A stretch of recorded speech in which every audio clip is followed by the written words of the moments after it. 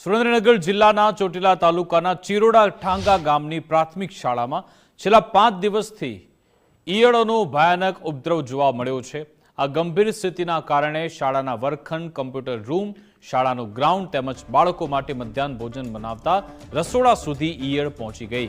આ ભયજનક પરિસ્થિતિના કારણે બાળકોના આરોગ્ય સામે જોખમ, જેને પગલે વાલીઓ પોતાના બાળકોને શાળાએ મોકલવા તૈયાર નથી। તંત્ર દ્વારા શાળામાં દવાનો છંટકાવ કરવા છતાં ઈયળોનો ત્રાસ ઓછો થયો નથી। શાળામાં બાલ વાટિકાથી ધોરણ 8 સુધીના કુલ 283 જેટલા બાળકો અભ્યાસ કરે છે। સતત 3 દિવસથી શાળા બંધ રહેતા બાળકોનું શિક્ષણ બગડી રહ્યું છે, જેથી આરોગ્ય વિભાગ જલ્દી ઉકેલ લાવે તેવી માંગ કરાઈ છે।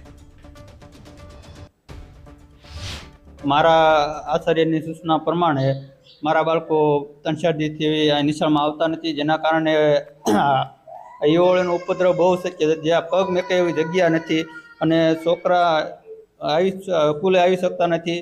અને જેવી આચાર્ય સાહેબની સૂચના છે, જ્યાં સુધી આનું સોલ્યુશન સરકાર નહીં કરે ત્યાં સુધી અમે કોઈ બાળકો વાલીઓ મોકલશું નહીં નિશાળે ભણવા। ગામમાં ઈયળોનો એટલો ઉપદ્રવ છે કે નથી, પાણીમાં એટલો તકલીફ છે, કોઈ વાસણમાં ગરી જાય છે, રસોઈમાં રાંધવામાં બહુ મહિલાઓને તકલીફ છે। ઉપર કાગળ પ્લાસ્ટિક બાંધીને માંડ કરી રાંધવું પડે છે। અને સમગ્ર વિસ્તારમાં વાડી વિસ્તાર, ગ્રામ વિસ્તાર, ટોટલ જગ્યાએ એટલી